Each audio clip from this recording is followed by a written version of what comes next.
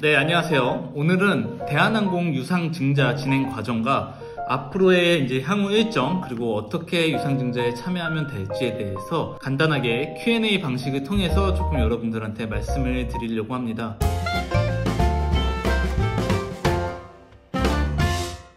작년에 대한항공이 아시아나와의 합병을 위해서 유상증자를 하겠다는 얘기를 밝혔고, 이 유상증자 날짜가 최근 다가오고 있는데요. 지금 어떻게 진행되고 있는지 먼저 살펴보도록 하겠습니다. 먼저 2021년 1월 25일부로 권리락 날짜가 지났습니다. 이 권리락이 뭔지에 대해서 간단히 말씀을 드리면 신주에 대한 배정 권한이 없어지는 날인데, 대한항공 유상증자 락일이 1월 25일이었고 이전인 1월 22일까지 주식을 보유하고 있는 주주분들에 한해서 신주를 청약할 수 있는 권리가 생겼습니다. 그래서 이 신주를 청약할 수 있는 권리가 생긴 거를 최근에 확인할 수가 있었는데요. 사용하고 계시는 증권 계좌를 살펴보면 보유 주식에 대한항공 46R이라는 그런 새로운 종목명이랑 주식이 생겼을 겁니다. 그래서 이 대한항공 46R이 생기신 분들은 옆에 보유 수량만큼 그 주식을 청약을 신청할 수 있는 권리가 생겼다고 할 수 있습니다. 최근까지의 주가 흐름을 먼저 살펴보면 1월 18일까지 약 22,000원 정도 수준이었던 주가가 권리 락일이 되면서 35,500원까지 상승을 하면서 일반적인 유상증자와는 좀 다른 양상을 보이고 있습니다. 대한항공의 유상증자가 좀 다른 유상증자와 달랐던 점은 일반적인 유상증자에 대한 소식은 열의 여덟은 악재로 여겨지는 경우가 좀 많죠. 유상증자를 하는 대부분의 이유가 자본 잠식이 발생하여서 이런 자본금을 충당하기 위해서 유상증자를 하거나 아니면 부채 비율이 너무 높아서 이 부채 비율을 조금 탕감하는 용도로 유상증자를 실시하기 때문에 대부분의 유상증자와 같은 경우에는 악재로 여겼습니다. 일반적으로 권리 락일 이후에는 주가가 떨어지는 것이 보편적인 양상이었는데 낮은 가격의 주식이 대량으로 추가로 발생하는 것이기 때문에 흔히 우리는 이것을 두고 주식의 가치가 많이 희석됐다라고 이야기를 하고, 그런 희석된 가치 때문에 주가가 많이 빠지는, 권리 락일 이후에는 많이 빠지는 양상을 보였죠.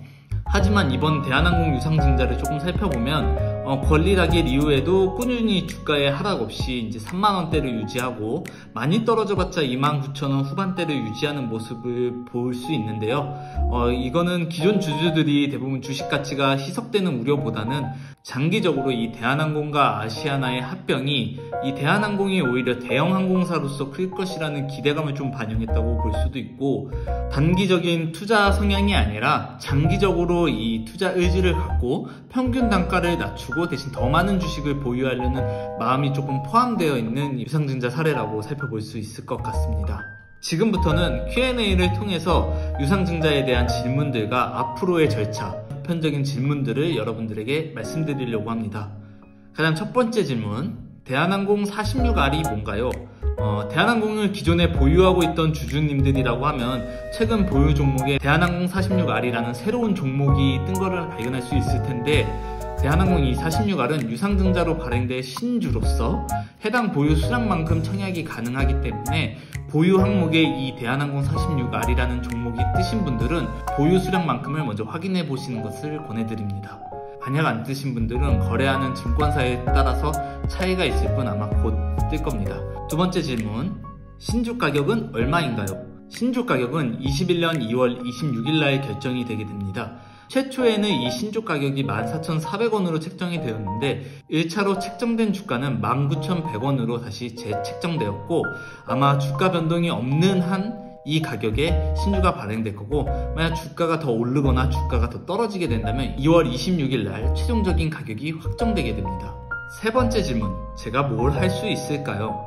만약에 대한항공을 기존에 보유하셨던 주주님들이라고 한다면 신주에 대한 인수 권한이 생겼을 텐데, 보통 여기서 취할 수 있는 행동은 세 가지입니다.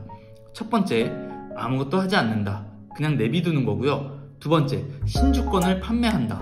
그다음 세 번째, 신주를 청약해서 인수한다. 이렇게 세 가지의 행동을 취할 수 있습니다. 아무것도 하지 않는 것도 하나의 행동이 될 수 있는데요. 아무것도 하지 않을 경우에 이 신주에 대한 청약 권리가 그냥 사라지게 됩니다. 그렇기 때문에 차라리 아무것도 하지 않을 바에 신주권을 판매하시는 것을 강력하게 추천드립니다. 네 번째 질문, 신주권은 어떻게 사고 파나요? 기존 주주분들 중에 이 신주권을 청약할 만큼의 여유 자금이 없으신 분들은 이 신주권을 판매할 수가 있고, 만약에 기존의 주식을 보유하지 않으셨던 분들이라고 하면은 이 신주권을 매수함으로써 신주에 대한 청약의 권리를 얻을 수 있습니다. 신주 인수권 증서에 대한 사항을 살펴보면 2월 16일부터 2월 25일 영업일 5일간 이 신주에 대한 매수와 매도를 가능하게 합니다. 5번째 질문, 신주 인수권은 얼마인가요? 이 신주 인수권은 일반적으로 현재 주가에서 신주 발행 가격을 뺀 금액입니다. 물론 금액이 딱 정해져 있는 것이 아니라 주식처럼 사고팔 수 있기 때문에 파는 사람의 마음과 숫자에 따라서 달라지기도 하는데, 만약에 사려는 사람이 많다면 가격은 상승하고 없으면 하락하게 되는 그런 주가의 원리와 동일하다고 보시면 됩니다. 6번째 질문, 신주를 인수했는데 청약을 하고 싶어요.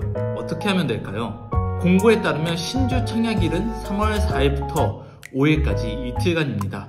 만약에 신주 인수권을 구매하시고 청약까지 하고 싶으신 분들은 가만히 계신다고 자동으로 청약이 되지 않습니다. 오히려 가만히 계시게 되면 청약에 대한 권한이 포기되기 때문에 반드시 청약 신청과 신주 가격 곱하기 수량만큼에 대한 금액을 꼭 예수금에 넣어주셔야 됩니다. 일반적으로 청약 신청은 증권사, 고객센터를 통해서 가능하기도 하고요. 아니면 공지사항 등에서 확인할 수 있습니다. 7번째 질문, 발행받은 신주는 언제부터 거래가 가능한가요?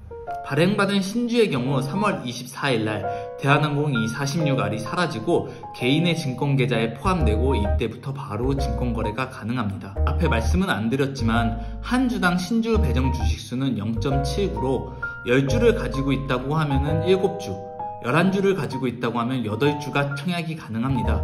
소지점 단위는 전부 절삭되기 때문에 추가로 신주를 구매하고 싶으신 분들은 2월 16일부터 2월 22일 사이에 신주 인수권을 추가로 구매하시는 것을 권해드립니다. 개인적으로 생각할 때 분명히 대한항공은 부채 비율도 높고 경영 악화를 겪고 있지만 이 아시아나라는 이 대형항공사의 합병이 지금은 비록 경영 악화를 겪고 있지만 코로나19 이후에는 이런 여행산업이나 항공산업이 더 확대되고 더 성장할 거라는 기대 때문에 지금보다는 더 좋은 주가 흐름을 보이지 않을까라고 기대를 하고 있습니다. 저도 다른 주주들의 마음처럼 주가가 더 올랐으면 하는 마음도 있지만 더 낮은 가치로 희석되는 가능성도 있기 때문에 유의하시고 투자하셔야 될 것 같고요. 더 궁금한 사항이나 질문 사항은 댓글로 남겨주시면 자세히 대답해 드릴 수 있도록 노력하겠습니다. 오늘도 시청해주셔서 감사합니다.